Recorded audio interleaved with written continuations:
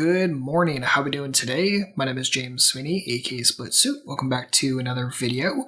And today we're going to run through the ranges versus specific flop section of the Postflop workbook. This is going to be page 88. I'm going to run through this together, show you how to do these exercises, and set you off running on your own. So pull up Flopzilla and let's do this section together. Alright, so let's start by reading the prompt up at the top. We're playing a 5-10 cash game. They open to 30. We call on the button and both of the blinds fold. And in this situation, what we're going to do is explore how often this range hits on two different boards. So we have an ace-4-3 with a flush draw board and a board with two Broadway cards and a low card, but no flush draw present. And we're going to see how often they flop things like an over pair or better, top pair or better, middle pair or better, that sort of thing.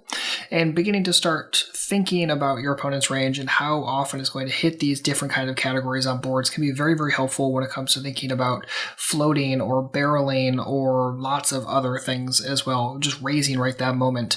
This is extremely, extremely helpful stuff to know. So doing this kind of technical exploration is going to be very helpful. And of course, we're going to use Flopzilla and hack through. So let's set the entire problem up. We're going to start with the first board. So ace-4-3. So ace, 4 spades, 3 of hearts. We don't have any whole cards here, so no blockers or dead cards to factor in. And we need our opponent's range. We can just grab that right from the answer key. We're on page 88. So we're going to grab this range right here, copy that in Flopzilla, go in here, paste it, and rock and roll. I'm just going to close that for the moment. And we see what's going on here. So these are the kind of the categories that we could have used from the previous section. There are two different ways you can do this. You can utilize these and kind of keep them just the way they are, make some slight modifications to them, or you can do this in a single color point of view. So I'm going to show you how to do them both ways. Let's start with the multicolor, so essentially using groups, and then I'll show you how to do the single color and explain why that could be helpful. So in this situation, what we have here is overpair plus, which we have set for 2 pair or better. We have top pair, which is in green, and then we have the red is going to be kind of the middle pair hands, right? So middle pair, pocket pairs below top pair would also fit in that one. And obviously on this board, because it's an ace-high board, there are no overpairs to actually speak of, but we know if the board was, say, queen 4-3 instead, then overpair shows itself right in here. And you'll see that for a couple different categories along the way. So overpair plus is just going to include overpairs, 2-pair sets, all that kind of fun stuff. Top pair is going to include top pair and all those other hands as well. And when you get down to like any gut shot or better, it means gut shots, open and straight draws, flush draws, any pair, 2-pair, all that kind of fun stuff is going to get added in. So it's kind of this cumulative effect as you're adding more and more hands into the category itself. So let's start by filling out the actual table within the workbook and go forward from there. Alright, so one of the ways to do this for the overpair plus is just start by adding the blue stuff, right? Because the blue was all the things that were overpair or better. So 2-pair sets, straights, and altogether, if we look at the pie chart, it comes out to 5% in blue, so 5 would go right there. Top pair or better is going to include still that same 5%, but also all the hands just underneath it, and that's going to be top pair or better. So we're going to add the 5 to the 21.67, and that gets us up to, 26, round up to 27. Perfect. Now, when it comes to middle pair plus, we're going to add in all the red stuff, right? So pocket pair below top card is going to get included here. Middle pair is going to get included here. And that's going to include, so the blue, green, and red all gets added up. And if we pull out a calculator and do that, we could, 5 plus 21.67 plus 26.67, 53.3 rounds down to 53%. Cool. And we can do the exact same thing, again, adding in the open into straight draw or better, which is going to be all the pink stuff, right? Open and straight draws, flush draws are included, pocket pairs below the board, all that stuff, middle pairs, all that's going to get included there. And if we add the pink to the number that we already got from adding blue, green, and red, then we're up to plus 6.67, we're up to 60. Perfect.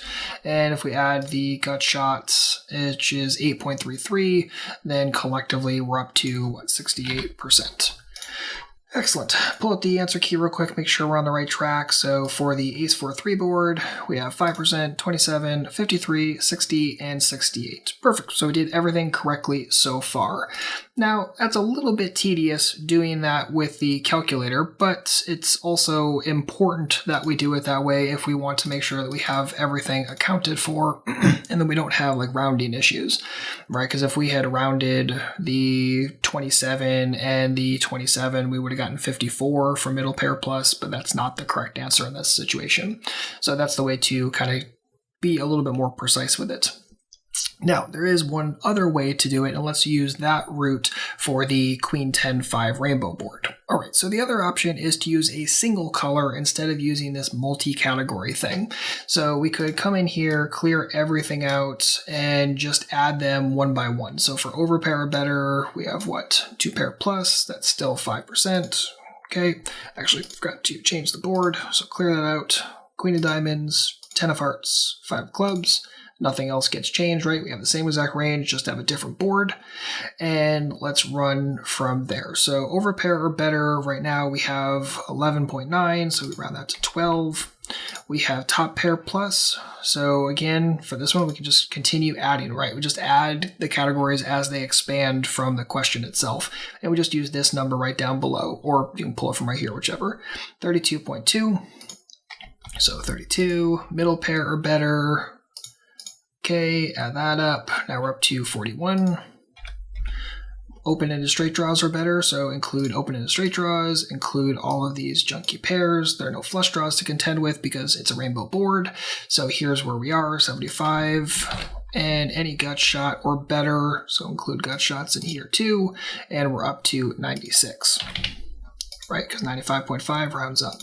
So if we check the answer key real quick, 12, 32, 41, 75, 95, so slight rounding error, but ultimately, yeah, the reason why is because 95.48, so using the pie chart, 95.4 would round down to 95. But either way, pretty much the exact same number, very, very close, and in real time, totally, totally usable. So obviously the single color method is a little bit more tedious because you have to manually click each and every single one of them, and you're going to have to do the exact same thing for all of the different boards. So kind of use whichever strategy you want. Either one totally works. Just make sure that you're taking your time with it and you're understanding that this is a cumulative effect, and just because it says open-ended straight draw plus doesn't mean just open-ended straight draws and flush draws. It means open-ended straight draws, flush draws, any single pair, 2 pair plus, all of that kind of stuff gets wrapped right into it. And this is really, really helpful so you can look at this and say, okay, what are textures where my opponent's just not going to have that much very often? Now, it's really helpful when it's like a small number for things like top pair plus, right? Because if that's the case, then it's just very difficult for your opponent to have a super strong hand, and as such, it could be very, very easy for you to bluff a tremendous amount of the time. Versus when your opponent has, you know, a lot of pairs, a lot of good draws they're going to continue with a lot of the time, then it's something that you definitely might say, okay, well, maybe this isn't the greatest bluff right this moment. Maybe I need to multi-street bluff this, or maybe I just take this bluff off altogether and just don't run it. But ultimately, this is how you can start taking these raw numbers and start taking them and turning them into an actual strategic action set.